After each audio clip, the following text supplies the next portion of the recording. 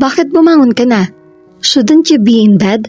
Tanong ni Chito nang lumabas si Charlene sa komedor. Tumayo agad ito, sinalubong siya at inalalayan. Kakalyuhin na ang likod ko sa kakahiga. Bagot na rin ako sa kwarto. Sagot niya.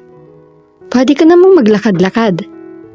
Ang sabi naman ni Doc, mas maganda raw iyong gumagalaw-galaw ako para maganda ang sirkulasyon ng dugo ko. Pinasadahan niya ito ng tingin. I have to admit, you're looking good. Anito. Napangiwi siya. Bigla niyang naalala ang nakita niyang refleksyon sa salamin kaninang napadaan siya sa tapat ng full-length mirror na nasa kwarto niya. Hindi siya natuwa sa nakita niya. Para siyang buteteng minamanas. Malaki na ang kanyang tiyan pero dahil kulang siya sa laman ay mistula siyang butete na kinapos sa nutrisyon. Para nga yata akong buteteng payat. Of course not. Totoo nga yata sinasabi nila na nagbubulong ang isang babaeng buntis. Talaga? Hindi ko nararamdaman na blooming ako. Ako ang paniwalaan mo dahil ako nakakakita sa'yo. You look good. Dagdag pa nito. Hindi ba manang? Baling nito sa kawaksi na kakapasok lang sa komedor. May dala itong serving dish. Abay oo, kumpara naman nung bago-bago ka rito. Sang-ayon agad ni Manang Aida. Pero dapat ay kumain ka pa.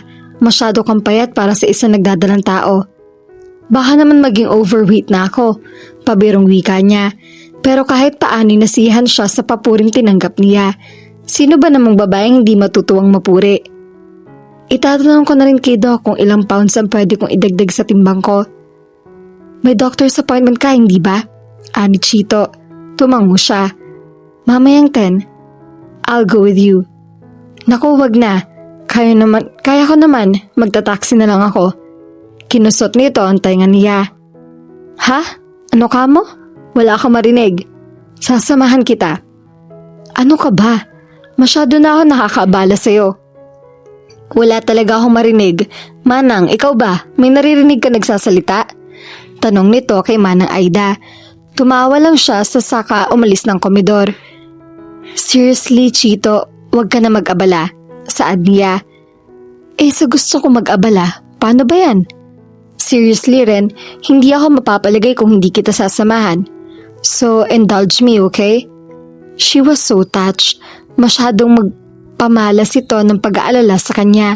Kung hindi lang siguro dahil dito, ay baka kung napaano na siya. She owed him so much. How are you feeling? Tanong ni Chito kay Charlene nang nasa waiting room na sila ng klinika ni Dr. Perez. Okay ka lang ba? Hindi ka ba nilalamig? Kaunti lang. Hinaplos niya mga braso niya. May kalamigan ng buga ng hangin sa aircon. Hinaplos-haplos nito ang mga braso niya.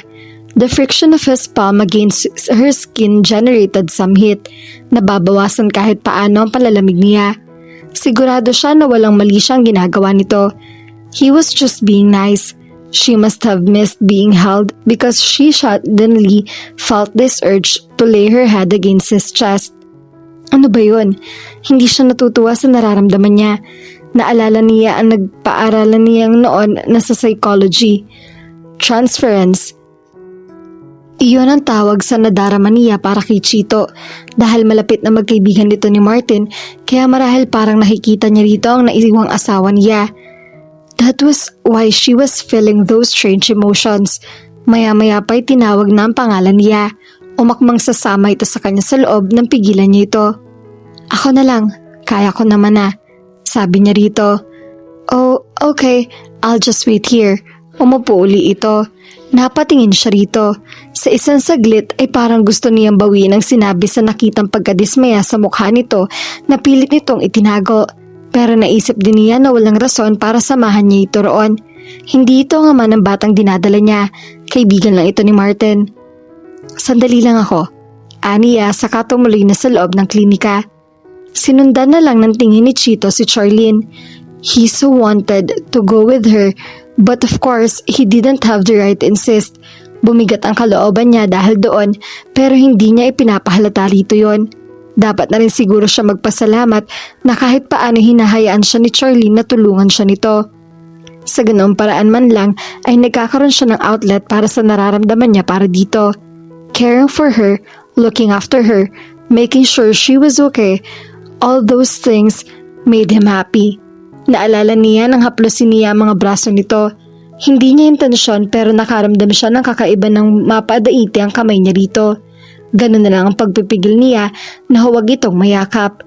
Hindi niya gustong mailang ito sa kanya o may mahiwatig ito na lihim na nararamdaman niya rito. Kaya nga nang tumanggi ito na samahan niya ito sa loob ng klinika ay hindi na siya nagpumilit kahit gustong-gustong niya samahan ito. Itinoon na lang niya ang pansin sa magazine na hawak niya. Napailing siya nang makita na tungkol sa pagiging magulang ang mga topics doon. Hindi niya na-imagine noon na mapupunta siya sa ganoong lugar at madadaanan ng mga mata niya ang ganoong klase ng babasahin. He glanced around. Mga babaeng nasa iba't ibang estado ng pagbubuntis ang nasa paligid niya. Ang iba ay nag-iisa lang, ang iba ay may kasamang ina, kapatid o kaibigan. Ang ilan ay kanya-kanyang asawang kasama. He suddenly felt envious of those fathers, especially those he could see were excited about their coming baby. Ano kaya ang pakiramdam kapag nahawakan niya ang mabilog na ring ng tiyan ni Charlene? Would he feel the baby kick? Bigla siyang nasabik sa isiping iyon. Ibinalik na lang niya ang paningin niya sa magazine na nasa kandungan niya kahit wala siyang kabalak-balak na basahin iyon. Maya-maya ay nag-vibrate ang cellphone niya. Kinuha niya iyon at binasa ang mensaheng pumasok doon. Kay John na galing iyon. They broke off but now they're on again. Nagpaliwanag siya rito, tinanggap naman nito ang paliwanag niya. She was the kind of woman who wanted a casual relationship. Nothing intense daw, and that was just fine with him. Where are you? Nag-reply siya. Doctors, of course. Charlene's check-up. Devoted father ba ang drama mo? Devoted friend, reply uli niya. Pag di ka na busy, call me. Sandali siyang tinitigan na mensahe bago niya isinilid uli sa bulsa ang kanyang telepono. Maya-maya lang ay lumabas na si Charlene. Oh, anong sabi ng doktor? Salubong agad niya rito. Okay naman daw ang baby. Talaga? Nakahinga siya ng maluwag. Mabuti naman pala kung ganoon. May kailangan ka bang bilhing gamot o vitamins? Yung dati pa rin, ituloy ko na lang daw. Pwede ka na raw bang maglakad-lakad? Gusto ko sanang dumaan tayo sa mall sa pagkagaling dito. Natawa ito. Oo naman, malakas na ako. Pwede na nga ako sigurong bumalik sa bahay namin ni Martin eh. Natigilan siya. Lihim na nagprotesta ang kalooban niya sa sinabi nito. Dapat siguro natin tiyakin muna na okay ka na talaga bago ka bumalik doon. Mungkahin niya dito. Sige. Nakahinga uli siya ng maluwag nang pumayag ito. You don't have to hover over me, you know. Pabirong sita ni Charlene kay Chito. Paupo siya noon sa couch na nasa patio. Kung tudod alalay ito na parang bang hindi niya kayang umupo mag-isa. Dapat ay nakaalis na siya sa poder nito. Matagal nang nasabi ni Dr. Perez na wala na siyang problema sa kalusugan niya. Normal na ang blood count niya, hindi na siya nanghihina at malusog naman daw ang sanggol na dinadala niya. Noon pa siya nag-isip na umuwi sa bahay niya, pero ang sabi ni Chito ay mas mabuti kung hihintayin na lang nila na makapanganak siya.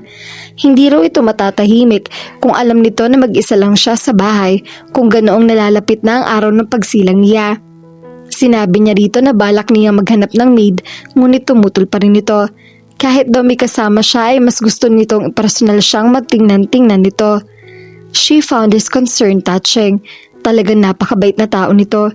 Hindi na siya nagugulat na tumatagal ang pagkakaibigan nito at ni Martin. Kung dati sobrang nalulungkot siya na magkakaanak siya nang wala si Martin, kahit paano ngayon ay hindi na. Unti-unti na niyang natatanggap na magmumukmok man siya at umiyak buong araw ay hindi na niyon mababalik ang buhay ni Martin. Nakatulong sa kanya ang bata sa sinapupunan niya at awalang sapong suporta at pag-alalay sa kanya ni Chito para gumaan ang bigat na nararamdaman niya. At least kahit nawala si Martin, mayroon pa namang naiwan sa kanya na pagbubuhusan niya ng kanyang pagmamahal, ang kanyang anak. Hindi pa man lumalabas ang bata ay mahal na mahal niya ito. Mabuti na lang at walang nangyari dito nung mga panahong halos pabayaan na niya ang kanyang sarili. Kaya natutuwa siya sa malasakit na ipinamalas ni Chito sa kanila mag-ina. Hayun nga at kung aalyasan niya ito ng pag-upo ay para siyang babasaging kristal. I am not hovering. Tanggi nito. Para kasing hirap na hirap kang kumilos. Ang laki-laki na ng tiyan mo. Malapit na kasi ang kabuanan ko at hindi naman ako hirap kumilos. Mabagal lang. Sometimes I feel like a bitch whale. I even look like one. Pinasadahan siya nito ng tingin.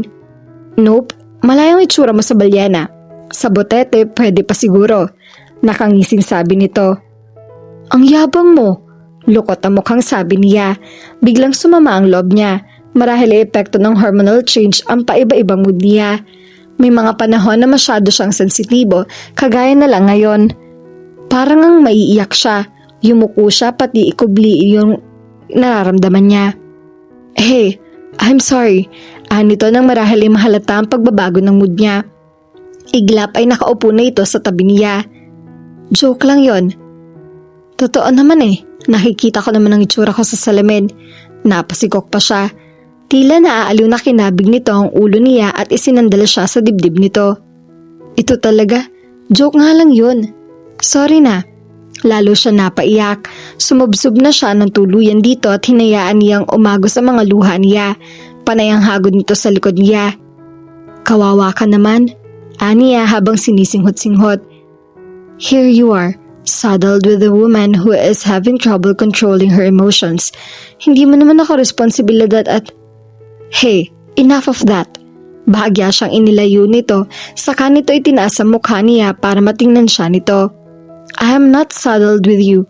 Pinili kong samahan ka sa panahong ito na kailangan mo ako. Hindi ako napipilitan lang, okay? Always remember that. Hindi niya alam kung bakit pero lalo siya napaiyak sa sinabi nito. Ang bait-bait mo sa akin. Hindi ko alam kung paano kita susuklian sa mga ginawa mo para sa akin. Shh! Ayoko ng ganyang usapan. Hindi ako naghihintay ng kapalit sa ginagawa ko. You need someone here. Here I am. At sa totoo lang, natutuwa rin ako na nakasama kita. Ang ibig kong sabihin, hindi ako sanay na may kasama sa bahay pero masarap pala na may makausap ako pagdating ko rito. Kaya wag mong isipin na ikaw lang ang nakikinabang sa setup natin na ito. Salamat, saad niya. Nakagaan sa kalooban niya ang ideyang may naidudulot din pala siyang maganda rito kahit papaano. Dahil sa totoo lang, hindi pa niya gustong umalis sa bahay nito. Ayaw muna niyang mapag-isa. Ilang beses na niyang nabisita ang bahay niya. Para nakaka-suffocate ang mga alaala roon. The silence also seemed deafening. So dry those tears, okay? Pinahid ng daliri nito ang luhang dumadaloy mula sa mga mata niya. He did it so tenderly that she felt like crying all the more. Pero pinilit niyang pigilan niyon at kumiti. Ganyan, dapat nga umiti ka. You look prettier when you smile. Anito. Parang may humaplos sa puso niya sa natanggap niyang papuri mula rito. Maano man kung sinabi niya iyon, it was probably just a figure of speech. Walang rason para maramdaman niya na parang may magpapaalang kamay na humaplos sa puso niya dahil sa sinabi nito. Thanks, kunwari totoong sinabi mo. Aniya, tumawa ito.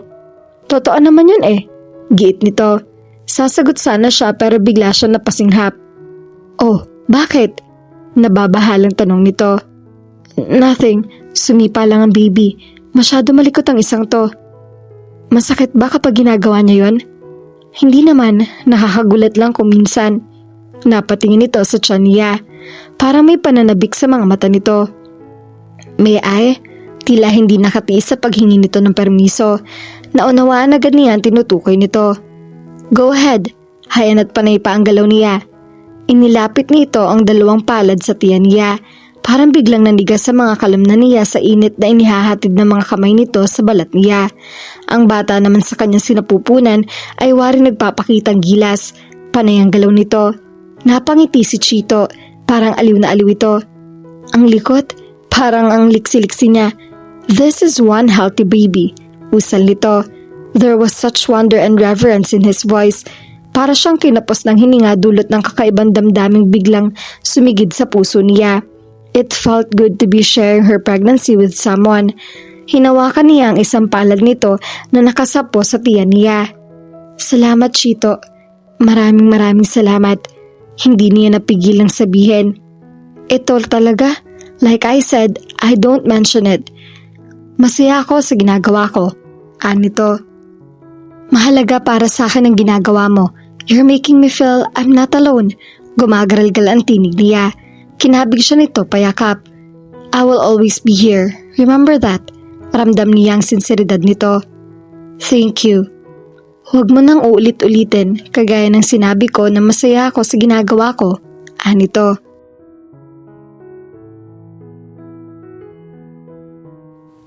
At dito na po nagtatapos ang ating kwento. Sabay-sabay po nating abangan ang susunod na kabanata. Maraming salamat po. God bless and stay safe.